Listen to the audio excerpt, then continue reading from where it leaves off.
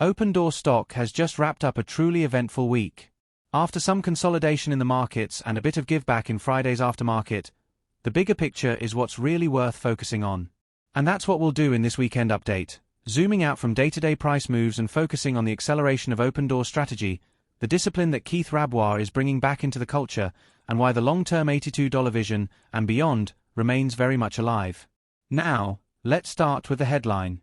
Kaz Nejatian, the brand new CEO of Opendoor, just announced that the company's national rollout is being brought forward. Originally, this expansion was framed as something happening over the coming weeks. Well, in typical Kaz fashion, fast, decisive, relentless, his decided weeks isn't good enough. The national rollout is happening now. This means Opendoor's core products, from direct cash offers to homeowners, to the Cash Plus Buy Before You Sell option, to their key agent partner program, will all begin spreading across the lower 48 states sooner than anyone expected. For investors, that's not just good news, that's validation. It's proof that the new leadership is here to execute at speed. A lot of companies talk about disruption. A lot of companies talk about acceleration. Very few show it in their first week on the job. Kaz has wasted no time. This isn't about talk, this is about action. And it sets the tone for what the next 6, 12, and 24 months could look like for Opendoor. Now, while the stock price on Friday didn't close in green territory, this sort of announcement gives me far more conviction than just seeing a daily bounce. Price action is important, of course, but price action follows execution. If the company is moving faster, executing cleaner, and scaling smarter, the price will take care of itself in the long run. That's the difference between trading noise and investment conviction. Alongside this acceleration, we got another major signal. Keith Rabois, one of the original founders now back as chairman of the board, made comments that hit the news wires. He basically said Opendoor is bloated. And he's not shy about it. His view is that of the roughly 1,400 employees at Opendoor today, only around 200 are really mission-critical. He also took aim at remote work, culture bloat, and the types of functions that don't directly tie back to execution. Now, you might hear that and think, wow, that's harsh. But from an investor's perspective, this is exactly the kind of discipline that Wall Street has been asking for. We know that profitability in Q3 might not be the headline because this is a transformation quarter, but the message from Rabois is clear. This company is going to get leaner, meaner, and more focused. That's how you go from an iBuyer that struggled with margins to a tech platform that drives operating leverage. And let's not forget, Keith Rabois has built, backed, or helped shape some of the most successful companies in Silicon Valley. PayPal, LinkedIn, Square, Stripe, DoorDash, Affirm, Fair. He doesn't waste his time on turnarounds that don't have real potential. The fact that he's back in the chairman role, aligning alongside Eric Wu and Kaz Nejatian, tells me that this isn't a casual project. This is a serious transformation backed by some of the sharpest minds in tech and venture. Then we layer in another signal. Stuart Miller, the chairman of Lennar, one of the largest homebuilders in the United States, came out and praised Opendoor. Now, Stuart is not the type to hand out compliments cheaply. This is one of the giants of the housing industry. When someone like Stuart Miller takes notice of what Opendoor is doing and goes out of his way to express support, that tells you two things. 1. Opendoor is being taken seriously by the old guard of real estate, and 2. Partnerships in this space could be extremely meaningful down the line. And Kaz knows it. In fact, when he tweeted about Stuart Miller's praise, he emphasized that few things mean as much to a company as meaningful partnerships. That tells you the direction. Yes, Opendoor is going to disrupt real estate. But they're also going to partner with the industry giants who can help make that disruption stick. That's how you build a generational company. Meanwhile, Eric Jackson, the retail investor turned activist, is now on day 32 outside Drake's house. He's been carrying the Open Army message louder and farther than almost anyone. And he pointed investors to a Sherwood article this week that highlights the growing grassroots movement behind this stock.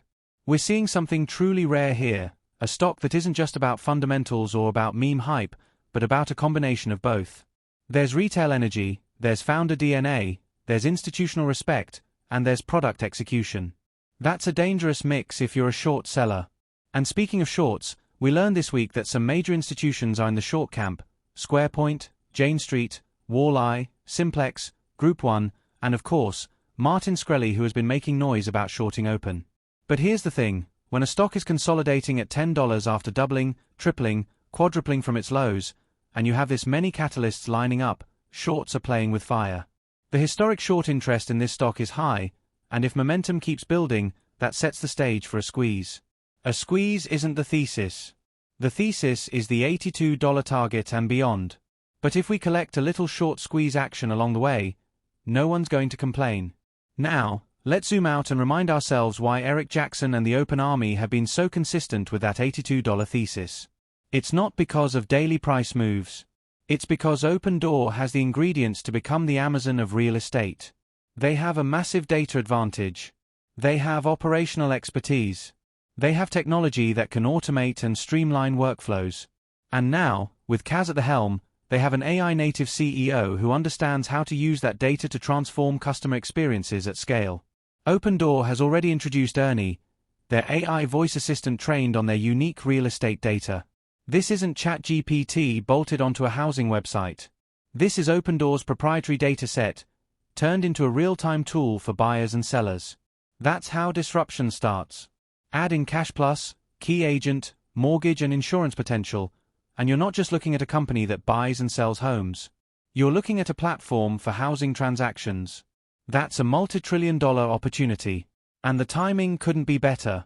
The Fed just cut rates by 0.25 this week, and while the market sold off initially as it digested the news, the commentary was clear: there's room for as much as 0.75 more in cuts for the rest of 2025.